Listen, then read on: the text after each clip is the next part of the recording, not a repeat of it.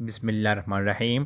السلام علیکم میرے عزیز دوستو، اگر روزہ دار بھول کر کچھ کھا لے یا پی لے یا بھولے سے خاون سے ہم بستر ہو جائے تو اس کا روزہ نہیں گیا۔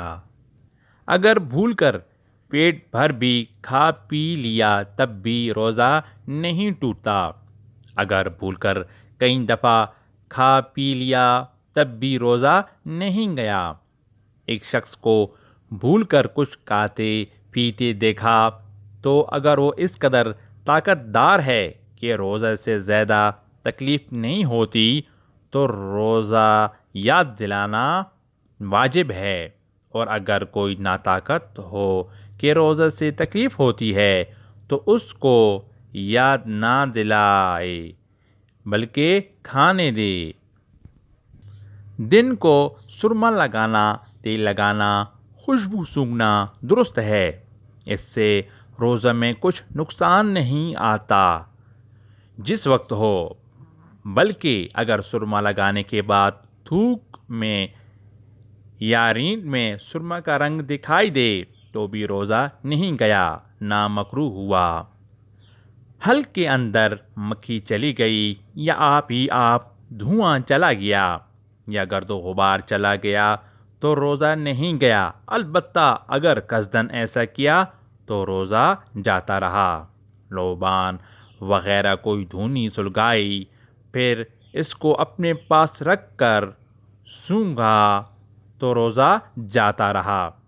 اسی طرح حقہ پینے سے بھی روزہ جاتا رہتا ہے، البتہ اس دھوئیں کے سوا عطر، کیوڑا، گلاب پھول وغیرہ اور خوشبو سونگھنا جس میں دھواں نہ ہو درست ہے۔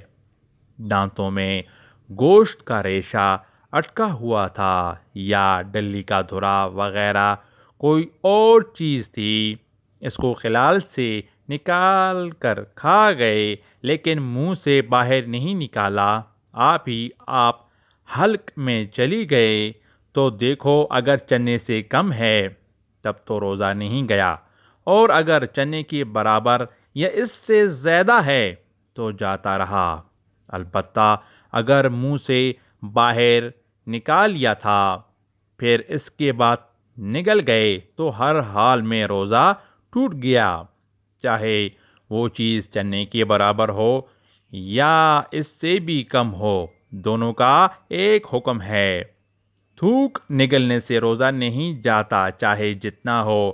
اگر پان کھا کر خوب کلی غرغرہ کر کے منہ صاف کر لیا لیکن تھوک کی سرخی نہیں گئی تو اس کا کچھ حرج نہیں، روزہ ہو گیا۔